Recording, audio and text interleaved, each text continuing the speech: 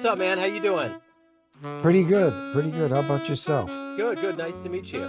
You too. Thanks for reaching out. Thanks for taking a minute out today. I appreciate it. Yeah, man. Pleasure's all mine. So, before we get into the brand new album, I want to know, the pandemic did quite a spin on all of us. How Hmm. did you get through that time period, and how did it change you? Uh, my situation was weird because my partner at the time, my girlfriend, had family that down in Tampa, and she did not want to stay in Manhattan here in New York, and I did, but you know, make a long story short, I went along with her and moved to Tampa so I was down there during the pandemic. Like literally like the Sunday before they shut down New York, I think we hit the road. And then I came back um December of last year back to New York City. Yeah. So um yeah, it was strange, man. I mean, I was playing a little bit down there, but you know, I mean, it's such a reality check that your whole existence can just stop like that. Yeah, And I mean, we weren't the only ones. A lot of different people had that same situation, but it's kind of sobering. But I'm happy to be back in New York for sure. does it feel like New York's kind of come back to where it was before, or even better? How does it feel there? I mean, it feels good. I mean, I live in an area that's pretty vibrant, down here in the West Village. Smalls is down here and Mesro and the Village Vanguard. So, I think once the travel opened up for people to visit again from overseas, that really made a difference because New York is such an international city, Yeah. and that's such a big part of who comes to hear jazz here in New York as well. For sure. Well, it has to feel good to have your new album out, Inner Light. Talk to me a little bit about kind of the overall feeling of having a release come out now. I mean, it feels great, man. It's a reminder that, I have to find a way every year or two to get some music out there. Yeah. But this is all, is very inspired on my move back to New York, and most of the compositions I wrote in the past 6 months here. Um, so yeah, it feels real good, and the response has been pretty good so far. So I'm happy about that. Well, I've listened to it quite a bit. I dig it, and it feels like it does have that sense of kind of this triumphant, we're back at it. This is what we do, and we're going to do it now, you know, Okay, kind of a cool. thing. Yeah. So ultimately, what are you hoping the listener gets from this album? Oh, I mean, I always just hope to really reach people on an emotional level where they um and the beauty of instrumental music, I think, is that it's open to interpretation to the individual listening. Um, whatever that feeling might be, I just hope that I do evoke some emotion in people and hopefully to bring some happiness to people. It's just it can feel really dark these days with everything that's happening. Yeah.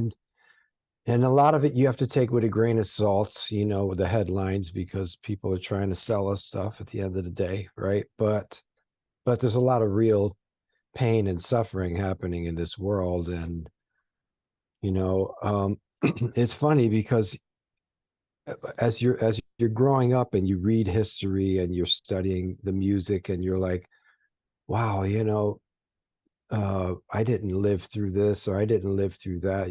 How's my music really going to speak to people? But then you stop and you really look around and you're like, wow, we are living through some pretty deep stuff happening right now as we speak. And you know, as a musician, I just feel like that at the end of the day, that's the thing the best thing I can do, in this world, is to keep creating and keep putting it out there.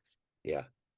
Yeah, it seemed like there was these episodic blips until 9/11 happened, and then we have the pandemic. Like things Mm-hmm. have progressively gotten heavier. So as an Mm-hmm. artist, I mean, it was kind of that Bob Dylan moment for everybody. Like this is the time to shine. We're living through every single facet of what we're going through right now has an exclamation point next to it, you Yeah, know. yeah, So man. it's crazy. I mean, if you just take like the weather, I mean, it's just like the stuff happening and just like the natural disasters, and it's really wild, man. But yeah, I mean, ultimately, I hope my music can provide a respite for people and just put them in a place, for however long it is, if they listen to one song or they listen to the whole album. Um, yeah, I want to bring some joy to people. I want to make them think a little bit, and at the end of the day, that's what I want to do. So let's get to the beginnings of this journey in jazz. Where were you born and raised? How did all of this begin for you? Um, I wish I could say my dad had every Blue Note record and all that, but it wasn't that way. My dad, he came over from Italy when he was 15 years old. So I'm first generation on my dad's side. My mom's also Italian American. They met in New Haven, Connecticut. That's where I grew up. Um, and started in school band. My dad was into the sound of the saxophone. When I was 12, he bought me an alto. I mean, before that, I started on clarinet. I did want to play saxophone, but they started me on clarinet back then. Yeah. Excuse me, which is actually a good thing in hindsight. Um, and then since I was 12, I had, music was a big part of what I did every day. No real direction from a teacher or anything like that. I just kind of was in band in school.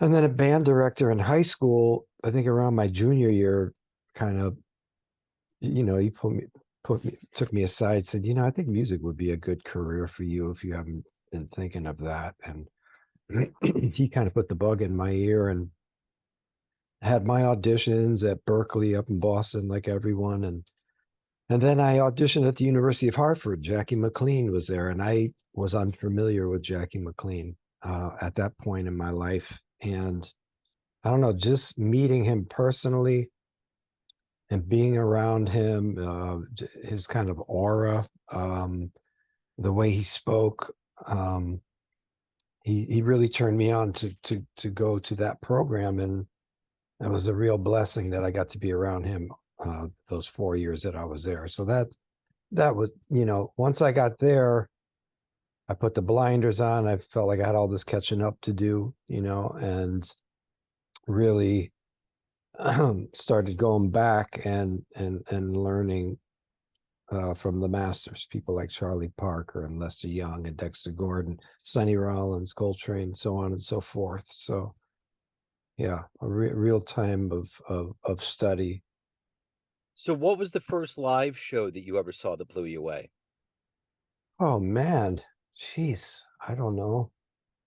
I mean, the first concert I ever went to was a Billy Idol concert. Nice. Yeah, at the New Haven Coliseum, man. That was loud, and I mean, I was into that. I was into rock and heavy metal as a kid. I grew up in the 80s. Yep. So everything from Van Halen to Michael Jackson to Earth, Wind and Fire, and then the stuff that came before. I loved all of it. Played along with all of it on the radio. Played a bunch of guitar in high school as well. Um, but I remember seeing the Chick Corea Electric Band, I think it was, a trio at that point, which was probably Dave Weckl and Patitucci at that point, I think. Yeah. In the 80s, I think at the Newport Jazz Festival. I had some friends that were like a couple of years older than me in high school, and they were like always trying to hit me to some different. They were like a little more into fusion. Yeah. And and I remember seeing Pat Metheny also in New Haven. I think that was around the time he had that album, Marching Out. Um, But really, man, I mean, being around Jackie McLean, that and hearing his band in the late '80s down at the Village Vanguard, we would come down and come to see him. That always just kind of blew me away. It's just kind of like, you know, Yeah. just the energy coming from the bandstand, and that was really like my focus of how, where, you know, where I wanted to be musically. So yeah, I gave you a lot of answers. That's no, that's good. I like it. Yeah, we kind of hit a lot of, it was like missile command. We just kind of engulfed everything. My Yeah. favorite Jackie McLean story, I can't remember who told me this, but they were on tour with him in Italy, and he loved gelato, and they went and got, and all he wanted after the show was ice cream. He didn't want to drink, he just wanted to go get ice cream. And it Yeah. was just so wild how that story humanized him. Because Mhm. we, especially us pedestrian civilians that listen to this music, we think about these legends, and there's just these tall skyscrapers of story that go around them. But Oh when you can man. hear that a legend just wants an ice cream cone and imagine them having it, it just kind of Mhm. brings everything down to an elemental level. Yeah, yeah, man. I mean, So that was something I noticed early on when I met some of these idols of mine. Like the first time I met Elvin Jones at the Blue Note, I think I was still in high school, and it's just they're so accessible. Like, you grow up thinking of these people that, the same way I might have thought of whoever, Eddie Van Halen or something. How are you going to get access to one of the dudes in Van Halen, but like here are these jazz musicians in this intimate setting. Elvin Jones is coming off the stage, shaking hands with everybody, and he put his arm around me and nearly broke my ribs. He was so strong. But it was almost kind of like, it was almost like a letdown a little bit. Like you're like, oh wow, these guys really are human beings, yeah. like, um, but yeah, just a little side note. Yeah, no, it's interesting. Van Halen got back together and they came to Kansas City in 2007, and I saw them. Uh-huh. And the opening band I think was Cool and the Gang. Okay. And I heard an interview with David Lee Roth, and I was like, why the hell did they have those guys? They could have had anybody. Yeah. And I guess the first show that David took Eddie to was a Cool and the Gang show. Oh So wow. there's this enormous road of nostalgia they were traveling down by having these cats come on Yeah. the road with them. So anyway, I always thought that was interesting because it's just so interesting when you think about how things start and how people begin this journey. Like their Yeah. journey into it began with Cool and the Gang and Yeah. turned into Run with the Devil and Eruption and everything that we consume from them. It's crazy, Yeah. you Yeah. know. But So didn't one of their dads play clarinet on that song Ice Cream Man? He played jazz clarinet, right? Like, the Van Halen dad did, yeah. yeah, yeah, It yeah, was in their lineage. That's interesting because I remember that. And I was yeah. wondering if there was some kind of jazz idiom that they kind of got baptized in early on. I But think so. Yeah. I do know that the first instrument that Eddie was on was drums and Alex was on guitar, and they Okay. switched. So Okay. yeah, I'm just now starting to listen to the biography called Yeah. "Running with the Devil," and they're Okay. just talking about how by 1985 it was all falling apart. But for Mhm. us, as people consuming it, that was Yeah. the height of their powers. We were like, where are they going to go next? Right. And Right. next was Van Hagar. So it's wild. Yeah. I mean, So to me, like just to tie it into the like this and jazz and everything else, I mean, there's just it doesn't matter the genre. I think like when there's a certain kind of musicality and a depth, like I feel the swing in Eddie Van Halen's playing. You know what I mean? There's a just and you see video after. Sorry, hopefully you didn't hear that. You no, see video after video of people, doing their version of one of Eddie's, eruption or whatever it is, and you hear the notes, man, but you just don't hear the feeling yeah, behind the notes, and that's always the thing that for me, it's like I'm gonna play things that I really hear. Like it has to sound like the intention is there, yeah. what you're playing. So that's what I look for in the people that I like to listen to and the people that I love, whether it was Coltrane or Jackie McLean or Bird or Dexter Gordon, the intention behind the notes more so than just these notes, you know? Yeah.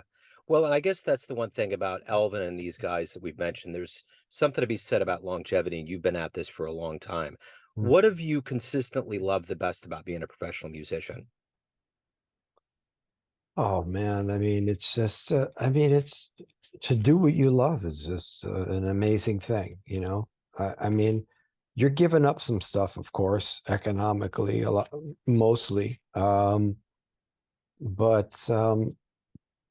I mean, it just fills my soul so much to play in front of people and to see their response and to see how enthusiastic they get and how much the music we're playing uh lifts them up. So it's just like this mutual thing. And I guess in a way it's a certain kind of high, and you want to replicate it, or at least try.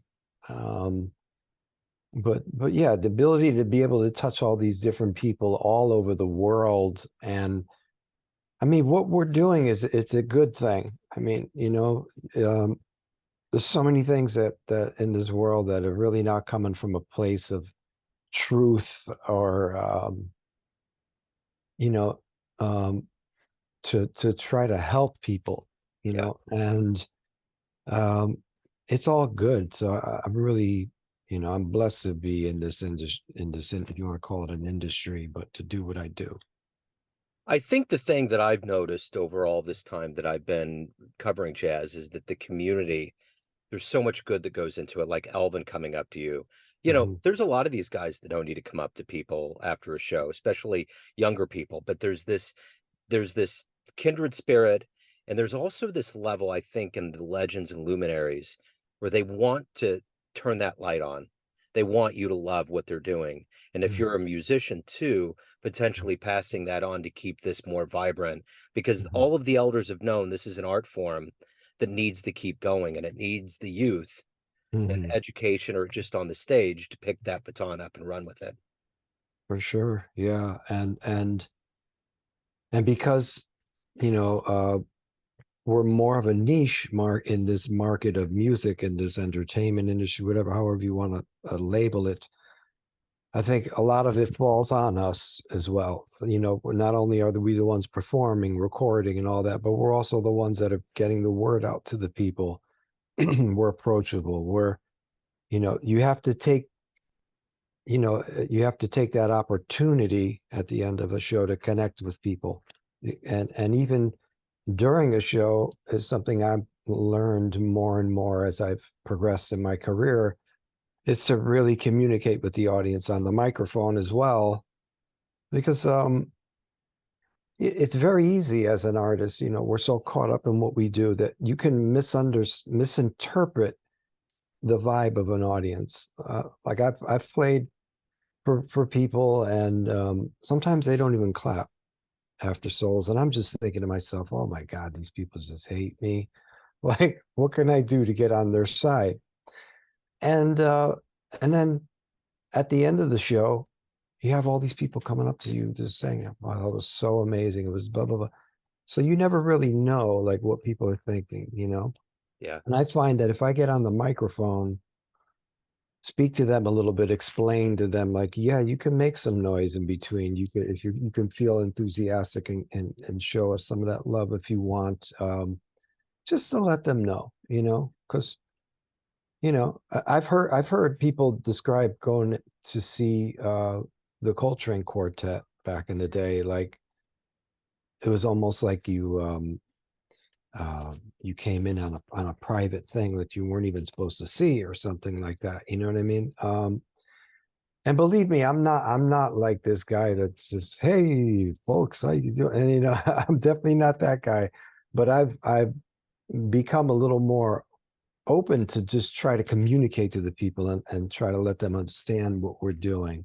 That even if it does sound very intense, it's coming from a place of love, and that we hope that they can, just feel that energy for the next hour, and we could all communicate together. Yeah.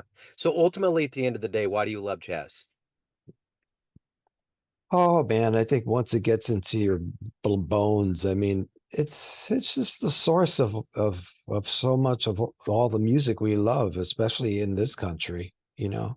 Um, and as a saxophone player, I think it just kind of lends itself that you're going to go in that direction, you know. Like, Yeah.